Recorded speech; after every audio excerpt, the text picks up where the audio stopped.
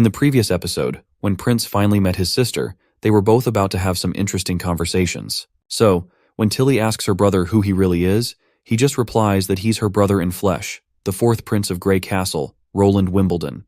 He admits that he's changed a lot but is willing to explain everything slowly, starting from the moment he saved the witches. Once Prince is done explaining everything, Tilly quickly starts piecing things together in her mind. She thinks to herself that the witch named Anna must have triggered something in Roland, making him see through the church's evil deception. She is convinced that ever since Garcia made assassination attempts on him, he finally realized the power of royal families, and decided to change for the better if he wanted to win the crown. As she thinks this through, she finishes her tea, and Roland pours her some more. Tilly reflects that while it sounds a bit dramatic, it's still an explanation. However, she's still trying to wrap her head around the foreign knowledge he now possesses, like inventions such as the steam engine and rifles. She finally asks him outright if the reason behind his alien knowledge is that he suddenly gained a lot of memories. The prince agrees without a doubt, saying that after he dodged Garcia's attempt to kill her, the memories appeared when he woke up. If meeting with Anna was the start, then those memories would be the catalyst for his desire for change. Tilly then reflects once again, and remembers that Sylvie confirmed there aren't witches who can substitute or control others, and Roland Wimbledon is indeed the prince they knew. Plus, he's not a stranger to the Stone of Divine Punishment, and he always has knights to protect him, so the chances of a witch controlling him are minuscule. The Royal Library and scholars never mentioned anything about steam or snow powder, so she believes that his strange knowledge seems closely related to his unusual experiences. She then questions him once again, asking him how can he prove that he is Roland Wimbledon and all this knowledge is just from awoken memories. The prince grows quiet for a moment, then explains that he still remembers everything, and his own memories shape his conscience. If a witch were disguising herself as someone else, she wouldn't have that person's memories. Even though he has these new memories, he has no idea where they came from. He adds that he still remembers how she cried when he pushed her onto broken glass, and that's his proof. He also remembers that he never apologized for it, and hopes it's not too late for that. Tilly is at a loss for words, and finds it all unbelievable. The prince then reveals that in this world, everything looks surprising when you see them or experience them for the first time. He points out how he never expected his sister would be able to hide her witch awakening from everyone in the castle. But then again, he reminds her that this winter is going to be a long one, so they have a lot of time to talk about everything. Tilly agrees and says that she'll be under his care for the next few months. After his sister's intense questions, the prince finally relaxes and reflects that he's glad all the Slumber Island witches returned to the castle after their tour to the town, which gave him reason to end that heavy conversation. It's really stressful to lie to someone's face when they're smart, especially while trying to maintain an honest expression. Just then, Nightingale pops up and asks if he feels strange witnessing his sister as a witch. The prince says he was just pressured with all of her questioning, and that's all. Nightingale mentions that she thought it would be a touching reunion since he met his sister after a long time. The prince then points out that he doesn't have a good relationship with her. He often bullied her in the castle, and they were pretty much strangers as they grew older, so it's quite surprising she even came here to meet him. She then leans in closer and reminds him how he told her to go outside, even though he never meets any other witches alone, which makes Nightingale believe that he must trust his sister. My guy just turns his head away with a sheepish look on his face. The fact that he sent the Nightingale outside was because he did not want her to detect his lies. He might have told her to his sister. And right now, he is also trying his best to not make eye contact and to avoid speaking any lies. He simply tells her that she will understand someday. But Nightingale just keeps pressing, inching closer and asking him if he'll tell her everything. The prince stutters in response, and she takes it as a positive sign, deciding to wait for the day when he finally tells the truth. Later, we see Lightning and Maggie calling everyone into the dining hall, where a spread of delicious food has been laid out. All the witches gather in, with Wendy personally escorting Princess Tilly to the dining room. The new witches are amazed at how much grander the food looks compared to usual. Even Ash can't help but smirk, feeling proud of Bordertown's hospitality. Her smirk is just to tease her blonde friend, who was doubtful about Bordertown and its prince. Wendy shows everyone their way to the seats, and after a while, they are all done eating. The prince asks if the food was to their liking, to which Ash simply replies positively. Meanwhile, Tilly wipes her lips with her handkerchief and reminds the prince that, besides helping Bordertown fend off the demons, she's also here to retrieve their witches. Since a group of civilians will be coming to the Slumber Island from Silver Bay in the spring, she needs Lotus and Honey to help them with food and shelter. Hearing this, the prince reflects on the First Army, which is enough to handle the demons without needing witch help. However, he still needs Lotus and Honey's help for infrastructure building. The pier by the mountains isn't finished, and the docks are only halfway done, so they still need more houses.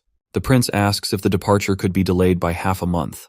Princess Tilly explains that under normal circumstances, she wouldn't have any objections, and would be fine with that. However, a type of fish monster has appeared in the southern seas, and she suspects it has something to do with the early months of demons. As the months go on, the strength of the demons will increase, so she'd prefer they leave earlier for everyone's safety. Sister Breeze will escort them by ship, as her abilities are perfect for dealing with demons that lack much intelligence.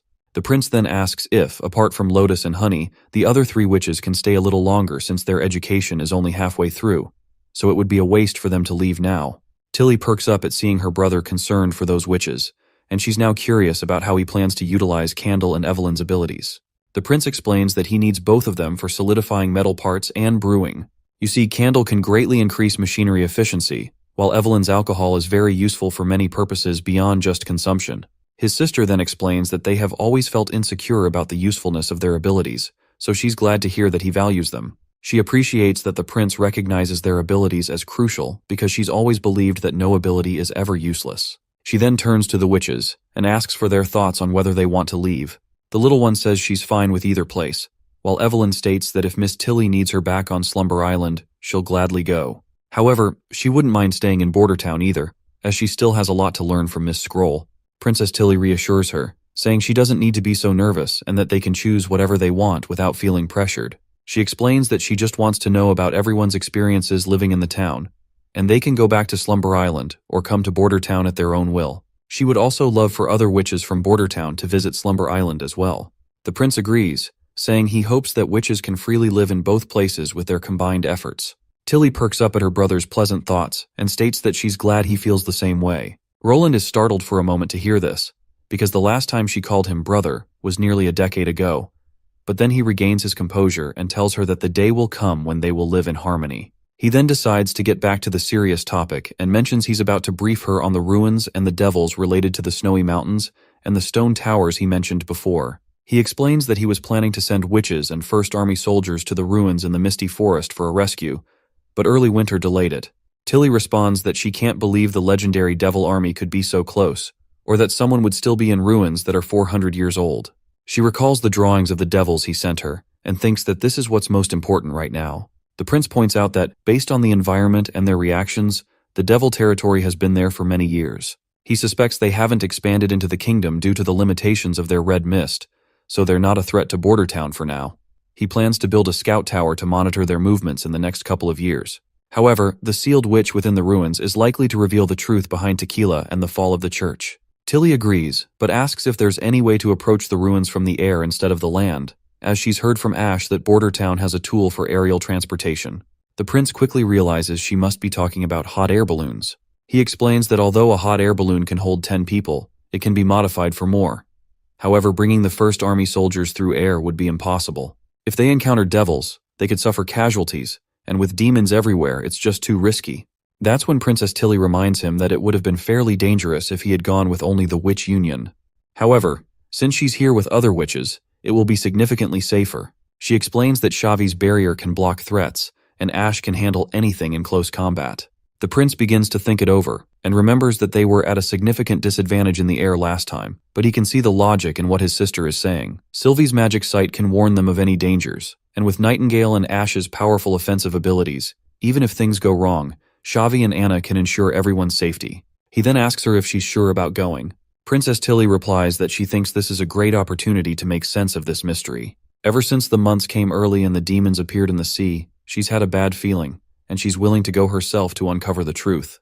The scene then transitions to the Holy City. At the outskirts, we see knights guarding the walls, along with the 2 major archbishops. The old priest reminds Archbishop Maine that this winter is far too early, and there haven't been any records like this in the holy books either, and those were written by the Pope. Maine explains that while those books were written by the Pope, inaccuracies are unavoidable. They mostly track history in a general direction. Judging from the demons last year, he estimates they have about 10 years left to complete their goal. They plan to unify all 4 kingdoms in 2 years and grow the Divine Punishment Army in 8. By then, the Church's forces will be absolutely massive, and with Hermes' strong walls and strategic position, they'll protect this land until they make the enemy buckle. The old man sighs, saying he may be too old to witness this transition. He then asks about the snow powder recipe that Perov acquired and whether it has been tested yet. Maine explains that while the snow powder can be used for crowd control against demons, their true enemies are the devils. If they want to pierce through the devil's thick armor, they'll need to use a lot of explosives, and no one other than the Divine Punishment Army can throw such a massive amount of snow powder. The old man laments that there's no easy way to win against them. All they can do is confront them head-on. Suddenly, commotion erupts as people shout that 2 signals have been spotted, indicating multiple hybrid demons. They have no clue why there are so many since they're only in the first month of winter. Maine picks up his telescope and looks through it, while a soldier shouts that it's actually 3 signals, and the situation is even worse. Maine's eyes widen as he sees the sight before him. He recalls that the holy books have many records of reapers, nightmare beasts, and fanged devils. But what's mind-boggling is that these monsters, which were supposed to appear 5 years before the catastrophe, are showing up right now at Hermes. The scene transitions back to Border Town, where Honey and Lotus are about to depart for Slumber Island. They're thanking the prince for his hospitality over the past few months. The prince hands them a few gifts, saying this is just a small token of appreciation for their contributions to Border Town. The girls perk up in happiness, and Honey immediately starts to open her gift. However, Lotus reminds her that it's impolite to open gifts right away. When Honey finally unwraps it, she discovers a scarf and laments that she was expecting a bra instead. The prince explains that this is a scarf designed to protect her neck from the snow and cold, and if she wraps it a certain way, it can even cover her ears. Honey quickly puts it around her neck, and Lotus can feel the warmth radiating from it. Honey then notices there's something else inside the package and wonders if there's another gift. The prince encourages her to take it out, and when she does, she finds a shiny object that turns out to be a mirror. She gasps in surprise at how clearly she can see herself in it. Princess Tilly can't help but admit that this is a great place with running water and comfortable rooms. It's hard to believe that her brother transformed this desolate place into such a welcoming space. The prince asks if she regrets bringing the witches here, especially since everyone is enjoying living here more than Slumber Island. To which Tilly replies that she doesn't regret it at all if it means they can have better lives. She reminds him not to forget that she is a witch as well. The prince then asks if she's really going to join them on the trip to the Misty Forest ruins. He admits that while she is a transcendent, her abilities are not suited for combat. Tilly assures him that she can hold her own. To drive her point home, she takes out her red stone and demonstrates by shooting lightning from her hands. She proudly explains that this is a magic stone she found in some ancient ruins. The prince is quite amazed and asks if this means she can use 2 abilities at once. Tilly shakes her head with no. Apparently, the stones only allow 1 ability to be used at a time, and if she tries to channel magic through 2 stones at once, nothing will happen. She admits that she didn't want to reveal this to him so soon, but after their discussion last night, she realizes she may have been too harsh on him. But she now feels happy that he's being honest about the ruins. The prince just waves her off, saying there's nothing to worry about since he understands. Tilly then asks what Honey meant about a bra. The prince feels a bit sheepish and tells her to just ask Sylvie or Evelyn about it. Tilly looks puzzled, and wonders aloud why it seems like he's still keeping things a secret from her. As the witches experience flying in hot air balloons for the first time, the siblings talk about the mysteries and tensions between the church and ruins, and why the church is trying to hide the evidence of their existence. They realize that not only do the church records stop about 400 years ago, but they're also vague about the origins of God. There are no myths, epics, or titles aside from describing his omnipotence, and there are way fewer details than there are about the 3 gods of the Bay. Tilly points out that it feels like the church just sprang up out of nowhere in the kingdom. Later, when the prince is alone in his office, his mind is still occupied with these thoughts. He compares the church to the religions of his old world, where it's pretty much a given that deities are tied to the creation of the universe. Every religion claims their god created the world, with things like Genesis, karma, or some full record of creation being a staple in every belief system. Suddenly, Kyle Sitchy bursts into the room, revealing that he's got a lead on manufacturing acid. The prince perks up, excited by the news, and eagerly asks about the process. The mad scientist grins and says it's all thanks to Charles. Charles then starts explaining, but since we're not here for a science lesson, I'll spare you the details, especially since these shitty translations aren't accurate. One thing's for sure though, the acid they're producing is super pure, and it even gives off fumes like it was described in Chemistry 101.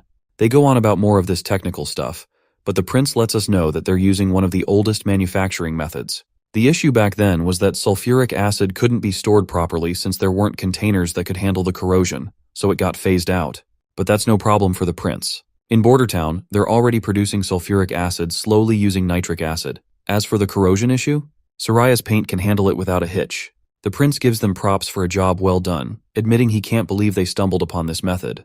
Kyle Sitchy grins and shares that he's always had great luck, even back when they were in Redwater. He mentions how he managed to pull this off at barely 20 years old, much to the envy of the older folks in their 30s and 40s. The prince nods, stating that he'll assign some witches to help arrange the equipment. He also mentions wanting to scale things up. Now that they've got a reliable source of nitric acid, the next task is producing something very dangerous, which is nitroglycerin. He explains that this experiment will be dangerous since it can cause an explosion with a minor change in temperature, but he assures Sichi that he will send Anna over to take care of it. Sichi looks intrigued and fascinated, clearly excited about what they're about to experiment with. The prince can't help but grin, thinking about how 9 out of 10 chemists have a knack for explosions, so he is sure that a few explosions should not be a big deal for someone like Kyle. He knows that if nitroglycerin is combined with nitrocellulose or nitrostarch, it'll enhance its explosive properties. The former is a smokeless powder, while the latter is a rare, powerful explosive. The key to creating something incredible is already in his hands. Later we see witches just chilling and patrolling around the town. Andrea asks why everyone is working outside in the dead of the winter, and she is quite curious about what Roland did to make them brave the weather. Ash reminds her it's still late autumn, but Andrea argues it's pretty much winter already. As the usual argument starts between the two ladies, Sylvie steps in to calm everyone down. She explains that civilians typically avoid working in winter due to the effort and risks involved, but in Border Town, food is cheap, firewood is abundant, and Miss Lily helps with illnesses, so they're willing to work for daily wages. Andrea gets it about the firewood but can't figure out why food is so cheap, pointing out that her family, in the food business, always saw prices spike during famines. Sylvie clarifies that in Border Town, there's only one set price for food, and the prince ensures the buying price is higher than the selling price. Ash argues that it sounds like forced pricing, wondering why others can't set higher prices. Tilly steps in, explaining that processing and storage raise the cost of grains, making higher prices unavoidable. Sylvie agrees, adding that the prince uses extra funds to pay workers and expand production, but Ash sticks to her guns, arguing that it should be a free market. Sylvie says she's not so sure about that, but she's confident he's not setting crazy prices and that no one is starving. If the prices can stay stable, it'll benefit the people. Plus, it's not like farmers can just escape unfairness in a free market. They have to turn in most of their harvest, and if their shares price is too low, that could really hurt them. A locked price feels more fair, and more production means more income for everyone. Sylvie reminds them that farmers don't have to stay farmers forever. The prince promised that once their production hits a certain level, they can be promoted to citizenship. She explains that citizens only need to give up 20% of their harvest, and with the set prices, they'll be raking in a pretty good income. Now Tilly understands why the town is buzzing with life. She is fascinated how the legislation and the reward system were designed to encourage them. Suddenly an alarm blares and citizens start to panic. It's an alert for demons, and some of them decide to head to the wall to help the soldiers. Andrea feels fired up when she hears this. After all, they came here to show how witches really fight. When we reach the wall, we see Carter raising his eyebrow at how these demons never seem to get tired. They're always running wild every year, and even if they break through the town, it won't really do them any good. On the contrary, the other new soldiers are pumped up to flex their muscles. They think it'll be great practice, way cooler to shoot at demons than at a stationary dummy. Speaking of dummies, Carter has heard some interesting rumors about their artillery squadron. Other squads have mentioned that soldiers with consistent aim are being drafted into a precision team for a new mission. The soldiers shout at the mention of a precision team, and think that they just probably made this story up when they were getting bored. But Iron Axe reveals that the prince is planning to develop a new cannon for ships, which will let them attack other ships from a distance. Only the best marksmen will be commanding these cannons, and if anyone's interested in joining, they can put in a request through him. Alex, one of the leaders of this squadron, perks up at the news. He thinks to himself that this is clearly an opportunity to advance in the military. According to Iron Axe, warships might be named after soldiers who achieve significant accomplishments, and if a ship ever gets named after him, his life will have been worth it. He's also hoping these new kids get a chance to earn some valor as well, but right now, they're just too jumpy. They need to steady themselves. Besides, it would be ridiculous for a ship to be named Grapefruit or Broom. Suddenly, he shouts at his juniors to quit yapping and focus on the battlefield. As the monsters approach, he tells them to do their job and show the other squadrons that they're the best. The newcomers start shooting quickly, but their aim is so off that not a single bullet hits the monsters. Meanwhile, upon seeing the soldiers using those weapons, Andrea points out how these so-called firearms are supposed to be powerful, but they are useless if they can't hit their target. Ash explains that these soldiers used to be miners, farmers, and hunters, and they've only been using these weapons for about half a year. The princess excitedly asks Sylvie if she's familiar with firearms, to which the girl replies that she's observed them a few times. They seem like some sort of crossbow weapon. but the projectile is tiny and doesn't have a shaft or feathers. However, it doesn't seem to rely on the flexibility of a string to fire. Instead, it uses the impact from an explosion of some black powder to launch the projectile at high speed. It's probably some sort of alchemical product, but she has no idea what it's made of. Andrea then points out that this must be really expensive since alchemy has never been cheap. But judging by how they're using it, it's clear they're not being sparing at all. As the monster gets closer, the soldiers realize that their bullets are ineffective against its giant shell. That's when Andrea starts preparing to shoot an arrow, while thinking about how these so-called firearms have limited power. She knows that as long as she can get within 10 paces, even a city wall can't stop her magic arrows. But before she can act, the soldiers start firing their heavy artillery, and those massive bullets hit the monster directly, shattering its shell. The sight of such powerful firepower leaves Ash and Andrea completely blown away. After watching the firearms in action, Tilly returns to the castle with her witches, and their faces look like they just stepped out of a hentai story. Wendy welcomes them back, and Tilly takes her seat at the table. Wendy mentions that she heard they went to help the first army at the walls earlier. She then tells them they should try the town's special bird kiss mushroom skewers. It looks like Andrea's mind is still stuck processing the power of the firearm she just saw. When Wendy asks what's wrong and if the dish isn't to her taste, Ash quickly assures her to not worry about Andrea. Meanwhile, Andrea is replaying that moment in her mind over and over when that cannon took down the monster with a single hit. She's feeling utterly inadequate, realizing there's no way she could compete against that kind of firepower. On top of that, all the food stuffed with spices and sauces reeks of crudeness. In the Kingdom of Dawn, seasonings are often used to hide poor quality ingredients, and the more seasoning, the worse it tastes. But for some reason, she finds this dish frighteningly delicious. She can't quite figure out where in the border town they found such juicy mushrooms. She can tell that even this ordinary vegetable stew tastes like it was made with rich chicken ribs and seafood stock. And then there's this thing called ice cream cake, which is just a heavenly experience, and she can't get over it and craves bite after bite. Ash laughs and tells her to eat as much as she wants since they've got a rescue operation tomorrow. It'll be time for their wonderful Miss Andrea to truly shine. The next day, when they set off, people in the border town are amazed to see the balloon flying in the sky. Lightning waves to the soldiers as they depart for their mission, and Princess Tilly can't help but notice how popular Lightning is with the soldiers. Lightning just smiles, saying the prince always asks her to command them. Tilly, on the other hand, thinks to herself that there's no doubt Lightning is his daughter. Her ability to fly is perfect for her, and only the sky can satisfy her restless heart. Tilly knows Thunder wishes for Lightning to live a humble life, but his daughter is actually destined to be an explorer, maybe even surpassing Thunder himself. All Tilly wants is to protect her. One of the Slumber Island witches, Shavi, points out that this is the first time she's seen the western region blanketed in snow. Wendy asks if she's from around here, and Shavi responds positively, saying she used to live at Dragon Cliffs in the south, where it doesn't snow much. When she heard that Miss Tilly was recruiting witches at Slumber Island, she snuck onto a ship to Clearwater to join the others. Wendy then laments how the prince is always complaining that Border Town never gets witches, even though they openly advertise it as a haven, but it looks like Tilly beat him to it already. Shavi finds it amazing that they've been gathering witches as well. Ash confirms that Prince is indeed recruiting witches and remembers how one of his agents, Theo, approached her, and he quickly reconfigured her as one of the witches. She snickers as she recalls how he wasn't anything special, but he sure was a generous guy, and she definitely ate well during her trip to Bordertown because of him. Then Andrea throws a jab at Ash, saying that if it wasn't for Miss Tilly recruiting her, Ash would have already headed to Bordertown ages ago. Our tough girl gets mad at this, but Tilly quickly steps in to diffuse the tension, reminding them that it doesn't matter if it's Slumber Island or Border Town. Every witch is their ally, so they better stop fighting. The two brute ladies reluctantly drop their argument, while Anna and Nightingale can't help but smile, satisfied to see Tilly's mature way of thinking. Now, speaking of Anna, Tilly can't help but reflect on her. As she looks back at her, she realizes it wouldn't be a stretch to say that her brother, Prince Roland, was heavily influenced by her. Just by observing Anna, Tilly can tell that her aura is calm and reserved, like a vast meadow, and she seems incredibly kind and reliable. She has also heard from Sylvie that Anna was one of the first witches to evolve her abilities in Bordertown, and that her magic is shockingly powerful. She even finished reading Natural Science 101 before anyone else.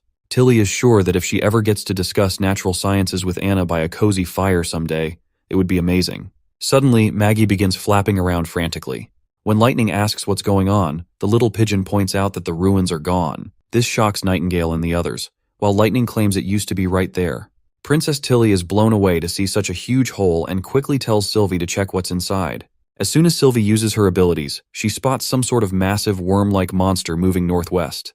But then she gets shocked and exclaims that the ruins are in the worm's stomach. Sylvie further claims that she indeed saw the tower and the crystal coffin that was mentioned inside the monster's stomach. Tilly asks if there's anything else besides the worm, like devils. Sylvie responds that there were some, but they seem to be dead in its stomach. Princess Tilly then orders everyone to land immediately. She tells them to split into 2 teams.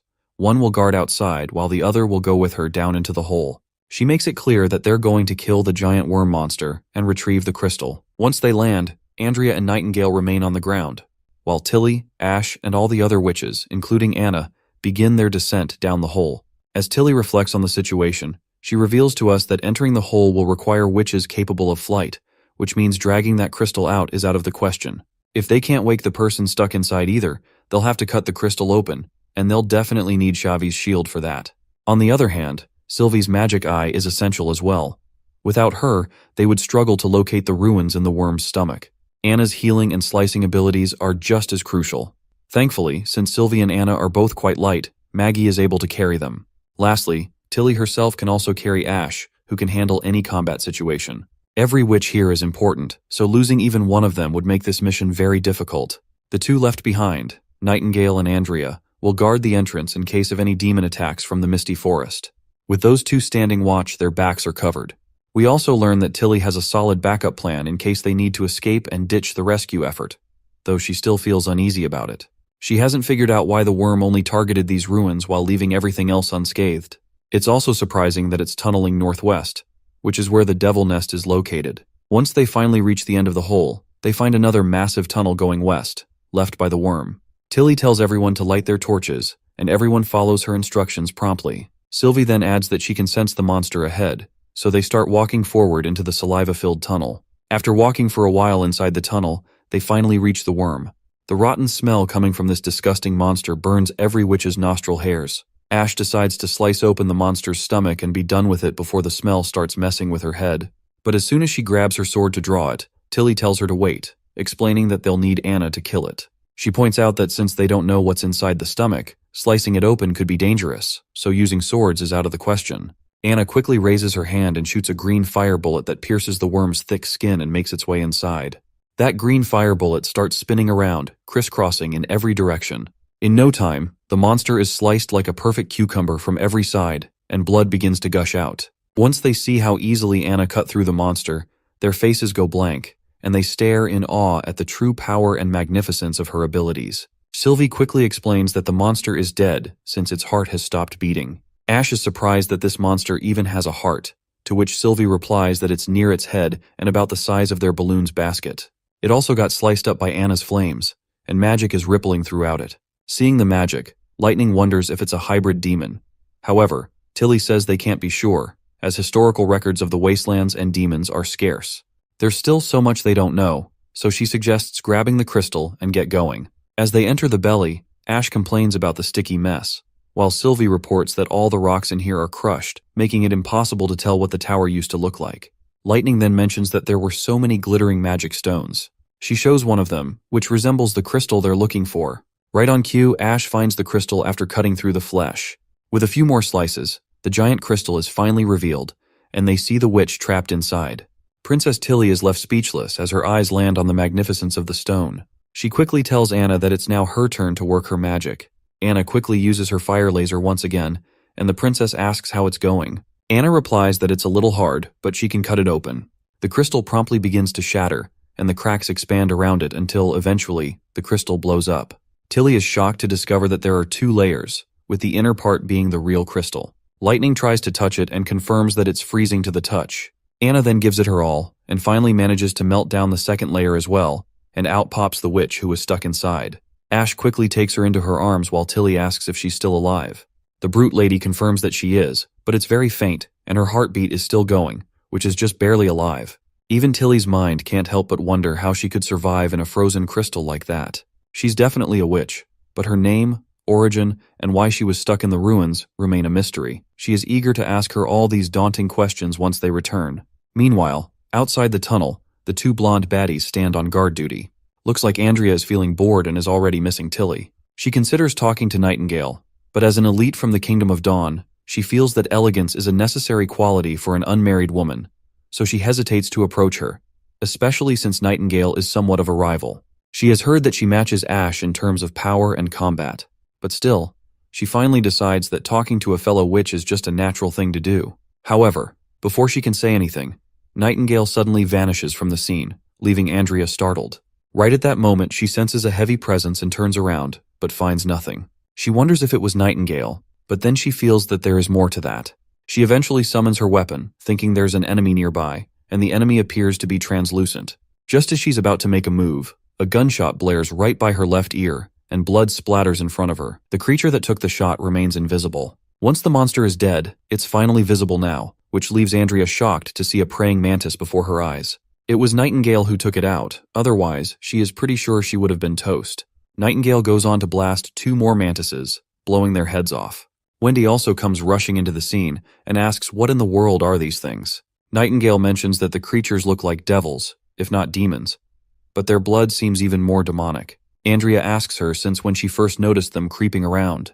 Nightingale replies that she spotted them the moment they first appeared. She explains that in her mist, their magic shines as brightly as a star, so it was easy for her to see them. Right at that moment, Sister Lightning flashes out of the tunnel, and Wendy lights up, relieved to see that they've made it back safely. Afterwards, they ride their balloon, and everyone gathers around this rescued witch in the balloon basket. Wendy can't believe that this witch was all alone in a place like that for decades. This just fuels her curiosity, and she wants to know what really happened to her. Princess Tilly then explains that she had a bad feeling inside, which is why she wanted to leave in a hurry. She asks if anything happened outside while they were inside. Nightingale explains that there were some weird hybrid demons, but they were dispatched immediately. Suddenly, Sylvie notices something below and exclaims in shock and asks, "What are those things crawling on the ground?" Andrea peers down and wonders if they're demons, but Tilly says she can't see anything except for a bunch of praying mantis corpses. Sylvie urges them to look closely, and they realize the corpses are completely torn apart, like something is eating them. Nightingale then glances down as well, and sees tons of creatures moving in their translucent forms. They are apparently demon monsters, and they are around 100, all rushing toward the hole. She suspects they might be after the dead worm's flesh, but shrugs it off, thinking it's not their problem anymore. However, it looks like Tilly isn't so sure about that. The scene cuts to the military grounds, where we see the new force, known as the police force. Night Carter explains to every soldier that the police unit will be a part of the public security system. They will be peacekeepers within Prince Roland's territory, responsible for catching criminals, detecting unlawful activity, and maintaining order.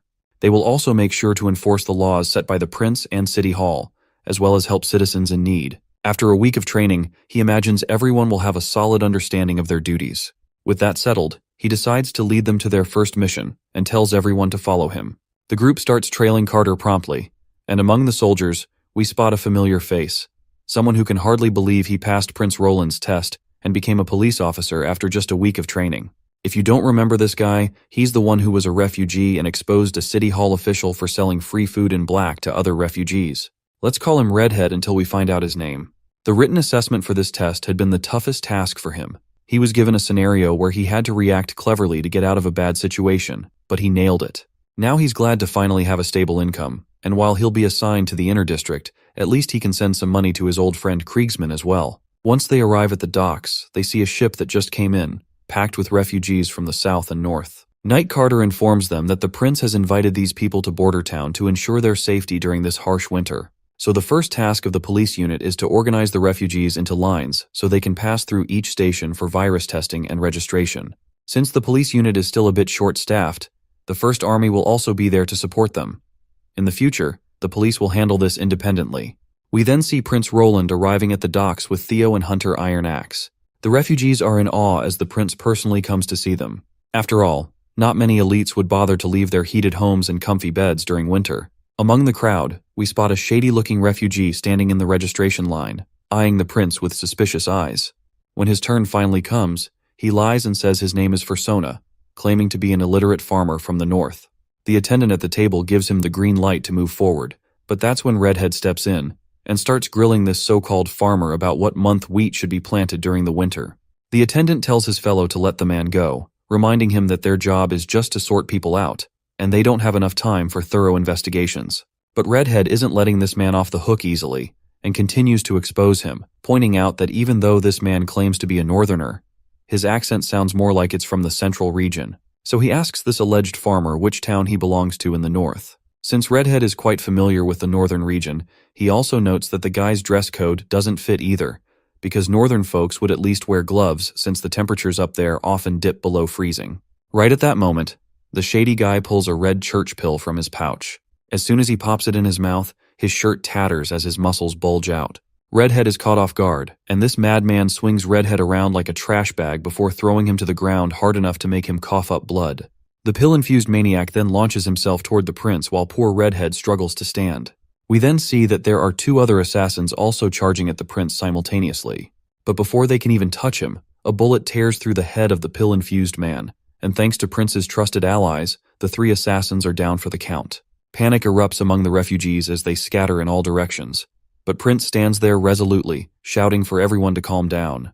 He declares himself the leader of the West, assuring them there's no reason to panic. He explains that the border town is offering shelter from the storm, along with food that will fill their stomachs and numerous job opportunities. He promises solid homes without a single crack and beds warmed by furnaces, as comfortable as sun-soaked meadows. He reassures them that by closing their windows, they won't feel the cold, even in thin clothes. He paints a vivid picture of their meals, porridge sprinkled with jerky, where each grain is visible in every spoonful, with one bowl enough to satisfy a person's hunger. Everyone is genuinely touched by his motivating pitch.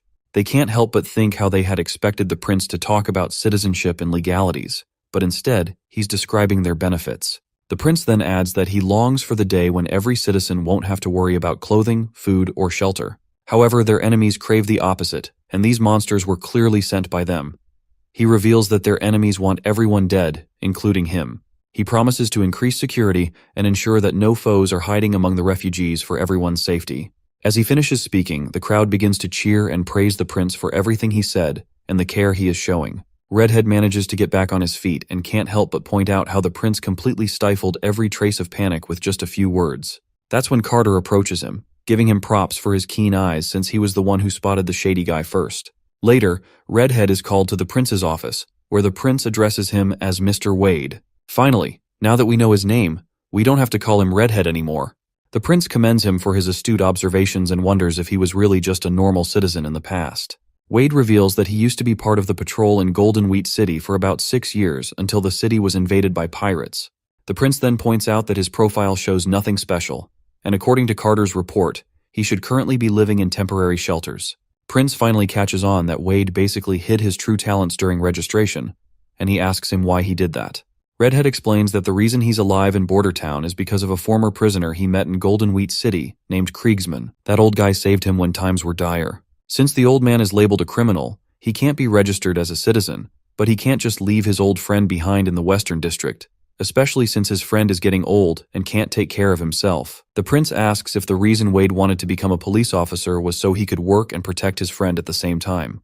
Wade stutters before responding, but the prince tells him to cool it, as there is no crime thinking about anything. He then asks if Wade has any family. Redhead lowers his gaze and explains that his family died in Golden Wheat City. Roland then asks about Kriegsman. Redhead explains that he's all alone because the rat scapegoated him, which led to his imprisonment. The prince reminds him that anyone with specialized skills can rent a place in the city and enjoy the benefits of citizenship, including their families. He asks him if he understands what this means. Of course, the redhead quickly catches on to what Prince is trying to imply, so he starts jumping for joy when he realizes he can bring Kriegsman along. The prince tells him to bring his old friend to registration, and they'll take care of everything. Wade is so happy to hear this news that he literally starts slamming his head on the ground, bowing up and down frantically. Then the prince gets serious, warning him not to let his happiness cloud his judgment.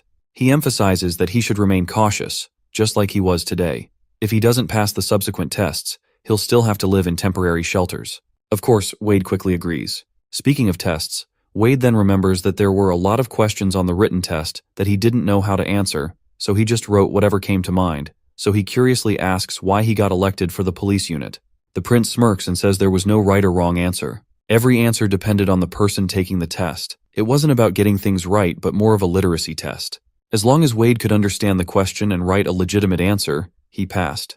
A little later, Knight Carter steps forward to remind the prince that they've received intel on the assassins. The prince tells him to go ahead and speak, and Carter explains that Barov has an apprentice named Salon, who was in charge of gathering refugees in the north. Since they ran out of boats on the way back, Salon contacted some of his friends at the capital to see if any merchant ships heading to the western region were available for rent.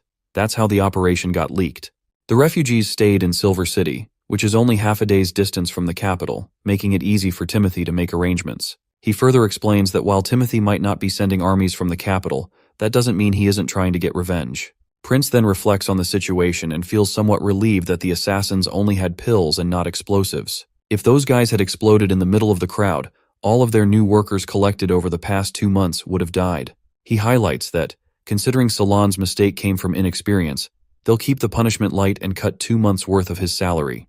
This is the only way to make him aware of his grave mistake. He also tells Carter to keep a close eye on screening the refugees and to have Sylvie and Nightingale assist his team. They must ensure that no scouts or assassins escape and protect the lives of the refugees. Right at that moment, Lady Leaf bursts into the office, happily announcing that the balloon is back. Finally, the moment we've all been waiting for has arrived, and the balloon is here. We're about to hear all the juicy details about that mysterious witch. As soon as the balloon lands, Anna jumps out of the basket and immediately hugs the prince. He embraces her warmly, while the other 2 little girls also jump at the prince and surround him. His sister could not help but to notice how well his brother gets along with every single witch. The prince playfully asks if she wants a hug from her brother too. Tilly just smirks and says she'll pass, reminding him that the last time he tried to hug her, he threw her down on the ground. Finally, Ash steps out of the basket, holding the witch in her hand. As for the prince's first impression, he's just amazed, because the witch's outfit doesn't look cheap at all, and she looks like some rare character out of a gacha game. They fill him in that the witch is fine, but her magic is recovering at a very slow pace, so it'll take 3 or more days for her to get back to normal. The prince decides to call her the Slumberer for now. He announces that he'll open a room on the castle's 3rd floor for her, and the rest of them need to come to the lobby because he wants to hear all the details about what happened. Once they're in the office, Tilly explains everything in detail, and once she is done explaining everything, he admits to himself that he would be unsure of what to do in such a situation. He's impressed by Tilly's decisiveness in selecting the witches to form a perfect team. He then asks his sister if she believes that the massive worm might be related to devils. She responds that it's certainly not impossible since it had a completely different appearance, and it might have been another type of demon. This could mean they can compare devils to humans, while demons as hunting dogs. She believes some of these monsters follow the devil's commands and help them complete tasks. The prince kind of agrees with her assumption, but he's still not entirely sure. You see, if the devils are unable to dominate the continent because of the limits imposed by the Red Mist, then why don't they just harass the 4 kingdoms with demons year-round? Why do they always wait until winter? He also notes that the wolf-lion hybrids from last year were clearly more intelligent than the other demons.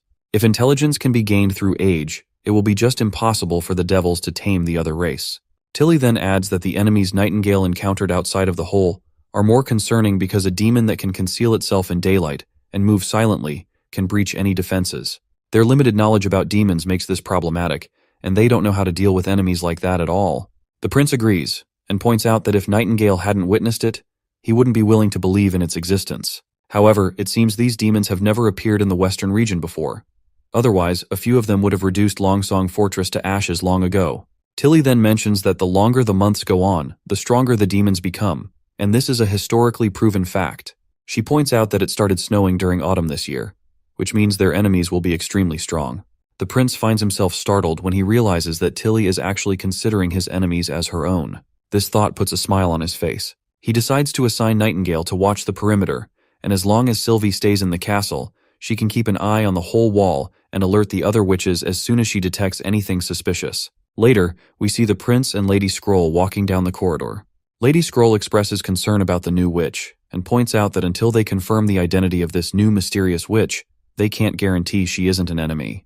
The prince agrees, saying he knows, which is why he's temporarily placed a stone of divine judgment on her. Once they enter the room, they see Anna already inside. When the prince asks about the new witch, the girl explains that Nana and Lily both tried using their powers on her, but nothing worked, so all they can do now is wait. Even though she has been sealed for so long, there isn't a single scratch on her body, which is just incredible. She suspects it's probably similar to herself being impervious to fire, and this new witch's ability might be linked to ice. Roland then gives his most favorite girl a sweet pat on the head, commending her efforts for cutting open the coffin. Anna responds that it wasn't just her. She explains that this witch was very clever in how she encased herself, and must be quite powerful. She reveals that the witch first froze all her internal bodily cycles with extremely cold ice, then used normal ice to seal the cold ice inside her so it wouldn't melt easily. When she cut open the outer layer, the coffin broke instantly, which makes Anna believe that the new witch must have placed certain cracks there on purpose. She can tell that this lady had been waiting for this day, and she's sure that she will definitely wake up. The scene then transitions into the witch's memories, where we see a knight desperately trying to convince her that the wall has been breached and the allied armies can't hold on for much longer, so they have to go. But the lady just tells him to let go of her, insisting that she can fight as well. That's when a giant monster appears, stomping on every human in sight. It's so huge that there are literally 3 devils riding its back, and other devils are wreaking havoc on the ground. Even with all the chaos around her, the icy witch remains stubborn. While the man continues trying to convince her to leave, the witch makes it clear that as a member of the Holy City's witches, her death will also be on the battlefield. But her expression drops when she spots something unexpected in the sky. It turns out to be another witch crashing down with her heavy sword, and she's apparently the divine warrior of the Alliance, the extraordinary transcendent. This lady has fire in her soul, and as soon as she lands, she literally blows away a bunch of devils like they're just trash bags. Her landing is so badass that it obliterates the ground beneath her from the force. She then tells everyone to go, claiming that she will be fine and urges them to leave while they still have the chance. The soldiers argue that they have nothing left to fight for since this is the last holy city, and yet they haven't been able to stop the devils. The icy witch finally begins to tear up, realizing they've actually lost tens of thousands of people and soldiers. They've played every card up their sleeve, but they're still on the losing side. But this badass lady states they shouldn't give up. There's still hope. She raises her sword, trying to lift everyone's spirits, and orders them to cross the mountains and rivers to the wastelands. She tells them they can rebuild order, and their survival will lead to victory. All of the citizens begin to retreat, but the icy witch still has doubts about whether they can actually rebuild order. She feels hopeless, and the reason for her hopelessness is because even their most prosperous holy city, built on the most fertile lands, has fallen like a child's sandcastle in a flash, leaving panic and chaos enveloping everyone. She wonders if escaping is really enough to avoid the devils. But then Alice's words start to reverberate in her mind, and she begins to believe that as long as they survive, they will eventually reach victory one day. I think that lady with the giant sword must have been Alice. Regardless, she believes that the magic stones and documents she has stored in the Misty Ferret research facility will be crucial for their task. That's why she grits her teeth for now and presses forward, because passing this knowledge to the next generation is the only hope for humanity's survival. She also reveals that there's a popular belief in the Holy City that witches are chosen by the gods, while mortals who can't wield magic are merely their stepping stones. However, the mortals, whose shields are filled with courage and tenacity, possess certain qualities that the witches lack. With the mortal soldiers sacrificing themselves, she is now even more determined not to die here. She knows she must ensure the safety of the data and findings. She crosses the mountains and rivers while the devils continue chasing her. When she finally reaches the Misty Forest Research Lab, she finds the same magic stone. She grabs it and decides to pass along the message. But just at that moment, the devils break into the room. One of them throws a spear with godly speed, but she quickly uses her icy powers to shield herself inside an ice barrier. Alone inside the ice, she isn't sure if she's dead or alive. Suddenly, a bright light begins to shimmer, and the veil of darkness lifts as she opens her eyes in the real world. Wendy and Anna perk up when they see this and shout to the Highness that the lady is awake. The icy witch hears this and wonders why they are using such an outdated, ancient title to address someone. It seems like this lady might actually be from a more advanced era, but who knows? We will have to wait to find out. They quickly gather around her, and the prince asks how she feels. But the first question the lady asks is where she is. The prince reveals that she's in Border Town in the western region of the Grey Castle Kingdom, and that he is the 4th Prince of Grey Castle, Roland Wimbledon. He introduces all the ladies as members of the Witch Association and then asks her if she remembers anything. The lady feels completely overwhelmed hearing all of this. It's the last thing she expected. Unknown locations, unknown time periods, and unfamiliar people. She has no idea what this Witch Association is, but she's at least relieved that she is among witches, who are her own kind. She's also confused by this title of prince, and thinks to herself that it's something from the First Divine War, from ages ago. Her mind spins as she realizes that she might have returned to a time before the war. She wonders if the gods have given her a second chance to prepare and save the holy city, but that thought feels utterly ridiculous. Anna can tell that this lady's mind is going haywire with thoughts, and the prince agrees. But just then, the icy witch abruptly sits up and bombards them with questions. She asks if they saved her, if the devils are gone, whether they won the war, and what happened to Tequila City. The prince takes a moment to gather his nerves after getting startled by her abrupt questions, and then promptly tells her that he found her in the basement of a stone tower. The icy witch then quickly flings Wendy's hand away, while our girl was just merely trying to assure her. She looks arrogant and thinks to herself that she usually doesn't care about status, but she feels quite patronized to be interrogated by someone of a lower class. If they were talking to Alice this casually, there would be severe consequences for such behavior. She pushes her arrogance aside and finally introduces herself as Agatha, a witch from the Tequila Research Guild. She then points out that since it's been 450 years, could it be that humans have been fighting devils for that long?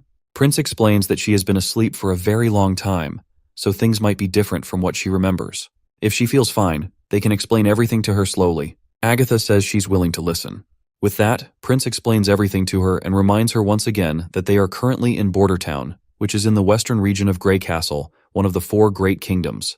The witch finds this absurd and claims that the 4 kingdoms he speaks of are nothing but wasteland and have no value for development.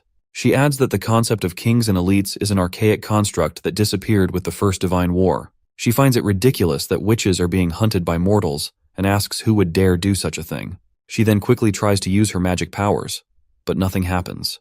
Pulling the sheets over, she notices a divine stone of judgment resting on her feet and starts freaking out to see this, calling everyone crazy here. She then calls out to the other witches, questioning why they are helping a mortal defend against a high-tier transcendent. She reminds them that using any of these stones is highly illegal according to the law of the Alliance.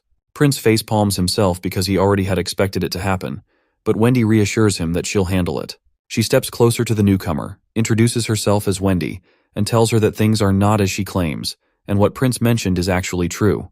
Wendy admits that she doesn't know much about her life in Tequila City all those centuries ago, but she tells Agatha that today, Tequila doesn't exist anymore, and the alliance she mentioned is gone too. She explains that she and the other witches have been living in hiding until they met Prince Roland, who provided them with a stable shelter and encouraged them to use their powers to help make the world a better place.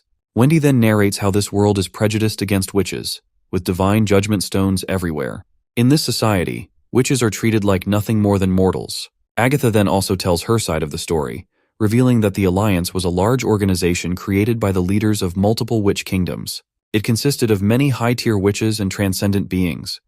To win the Divine War, they built massive armies, ruled numerous holy cities, and nurtured new witches, settling conflicts and maintaining peace and order. She's baffled by how such a powerful group could just disappear without a trace. She wonders what happened to Master Alice and the survivors who were supposed to rebuild. She desperately wants to know where they are now.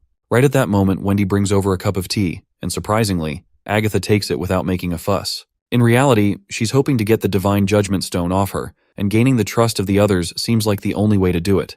But as far as they've told her, she wants to see the truth for herself before believing any of it. Agatha then explains again that she's from the Tequila Research Guild, and that in the 5th year of the Divine War, Tequila was the last holy city to fall. Many people escaped, but she returned to the Misty Forest to collect some things she had left behind.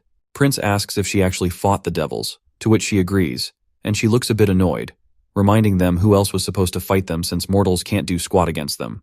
Prince quickly asks if she's a witch from the church, but Agatha says she's never heard of this church he speaks of. She mentions that all the holy cities were built by witches, and that their citizens included both witches and mortals. Mortals handled childcare and reproduction, and when a child awakened their powers, they were sent to specific organizations for training. Of course, combat witches would join the alliance to fight off the devils.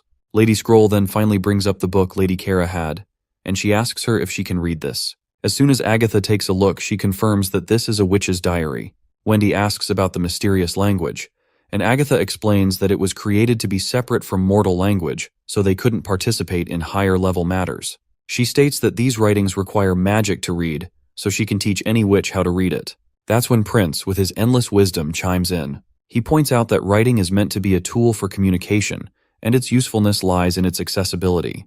He says it's quite foolish to exclude mortals from her inner circle because, in reality, mortals can take on many different jobs and positions with the right education and training.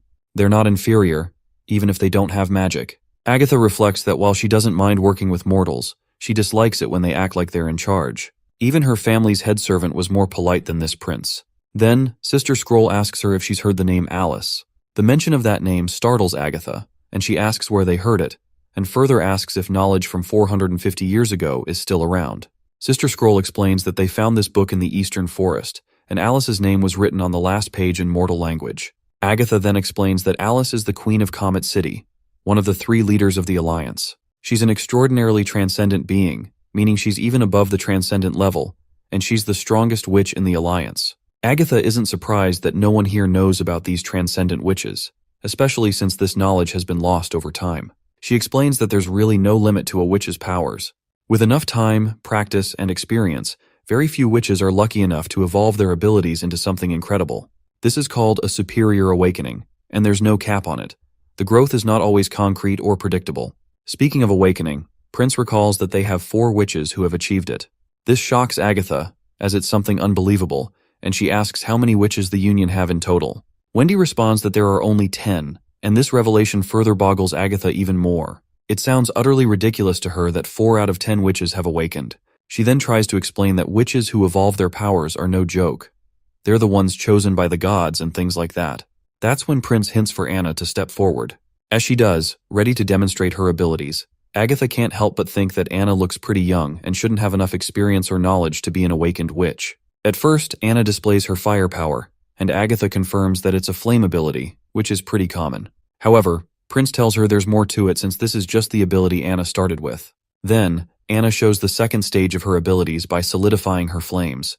As she forms a cube out of the fire, Agatha is officially blown away. Meanwhile, Prince casually asks her if this can count as a higher tier awakening. Agatha reflects on how the Holy City is gone and the Alliance is destroyed. Witch powers should be declining as a result of zero training and guidance, so a young witch's awakening twice isn't something that can be explained by luck.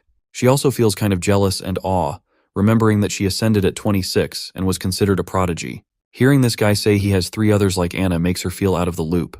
She can't help but think about how lucky he is. It's like he's the gotcha god with so many SSR witches. It's just unbelievable. Eventually, she gives in and agrees that Anna's abilities do count. She also recognizes Prince's status as Highness and asks at what age Anna awakened. Prince is a bit startled for a moment that she's addressing him by his title, but then he starts patting his favorite girl and says that Anna's first awakening happened when she used her magic to defend against demons, and the second was a result of her education. Of course, Agatha is bewildered and asks what kind of education he's talking about. Prince gets all chummy and excited, saying they'll talk about that later. But first, he asks her what Alice's divine punishment trials were. She then explains that Alice was extremely powerful. Once she wore a stone of divine punishment, no criminal could rival her abilities. However, the number of extraordinary transcendent beings was too small, so they lost out on a variety of witch powers. According to the Alliance data, there was always 1 combat-oriented witch after every 10 witches, and the same ratio applied to transcendent witches as well. Among those low numbers of combat witches, there wasn't any telling how many could ascend. The Alliance even had a 50-year period when not a single witch ascended, which made their combat power pretty inconsistent. Prince quickly catches on that not all mortals could become witches. Not all witches were fighters, and even among combat witches, not all were strong. Agatha agrees, revealing that while the Alliance created a military of mortals, even armed with stones of divine punishment, they were no match for the terrifying devils. In these desperate times, Alice ordered the entire scholarly guild to research how to push human warriors to their absolute limits. Agatha believes that Alice succeeded in something significant after her experiments, and she left all those messy notes in this diary. When Prince asks if she wasn't part of the guild during that time, Agatha explains that she left after Alice gave that order. Instead, she built her own research facility in the Misty Forest. Alice quickly found the right direction, using stones of divine punishment to combine the powers of both mortals and witches. However, this process required the sacrifice of witches' lives, something Agatha could never accept. She believed that Alice should have focused more on unlocking the stone's properties, rather than treating witches as expendable resources in a desperate bid for power. Both Prince and Tilly are shocked to hear about this sacrifice thing. Agatha mentions that Alice had no choice but to stoop that low since tequila was at stake. However, with the Alliance gone, it's likely that this method didn't survive and probably won't appear in the future. That's when Prince reveals that the Divine Punishment Army still exists. This revelation comes as a great shock to her, while Prince further explains that the church she's never heard of is the organization that built 2 holy cities in the mountains. They were the ones who started hunting witches. They even adopt orphans and children in poverty to raise in their nunneries. Wendy escaped from one of those places. The church has its own army and territory, and most of their most powerful warriors are part of the Divine Punishment Army. These senseless monsters possess immense strength that rivals transcendent witches, and their numbers are always growing. It wouldn't be a stretch to think that the church also has a division of powerful witches. This is the only reason, he explains, that they had to put the Stone of Divine Judgment on her, because they can't be sure if she works for the church. He explains that if it were not for her clarification, They thought the church had built the city of Tequila in the wastelands, and that the ruins belonged to them too. Agatha, on the other hand, is shocked that some mortal faction stole Alice's secrets and is now hunting witches to create a divine punishment army for their own dominance. Wendy then tells her to stop worrying and suggests she take a good night's sleep. Hopefully they'll find the truth slowly. After that, they decide to leave. But before going, Prince tells Agatha she was wrong about one thing, which is that mortals can slay devils too. And when he says this, he means every word of it. Later that night, while Prince is working, he asks Nightingale how Agatha is doing. Our snack-addicted girl replies that Agatha is asleep and had a bowl of porridge earlier, so her appetite is fine. Sylvie is also keeping watch over her. He then tells her he's already taken the stone off Agatha and tells her to figure out the truth of Agatha's claims when she wakes up tomorrow. She asks if he actually believes her, and he replies that he thinks most of what she said is true. Agatha uses the same writing and language as people today, so even though there's a mountain range from where she is, it suggests these two regions used to be closely connected. He's not sure what went down 400 years ago, but he points out that most of the cities were built around 200 to 300 years ago, and that's when strongholds started popping up. He's always been curious about how astrologers and alchemists knew so much without any records of their experiments. Now, it clicks for him that the survivors of the Alliance probably escaped to this region, bringing their language and civilization with them. They must have helped these folks build their governments, fortresses, and cities along the way. Nightingale asks why he's so confident about this. She jokes that if he's wrong, he'll owe her a deluxe lunch tomorrow. Prince playfully counters as well, asking what happens if she's wrong. She smirks in response, and says she'll give him whatever he wants. He then gets back to his studies, noting that he still has a lot to organize since Agatha's information is so vast. Nightingale points out that Agatha is arrogant and doesn't really like him, which Prince can totally see. After all, Agatha lived in a world where witches were way above mortals, so in her eyes, he probably looks like just some weeds by the roadside. She then asks him if he doesn't hate her, and he shakes his head, saying no. He explains that she's just a victim who was abandoned by time. Imagine sleeping in an ice coffin for 400 years and waking up to find the world completely different. That kind of unfamiliar fear would raise anyone's defenses. He's sure that once she comes to terms with reality, she'll change her beliefs too. Nightingale acknowledges this and claims that she already knew he was going to say something like that. But she reassures him that she won't let Agatha insult him in any way. Well, that's a wrap for this video. Let me know what you think. Do you prefer me to keep narrating the story in detail, or should I just start skimming through the stuff to catch up faster? Let me know in the comments below.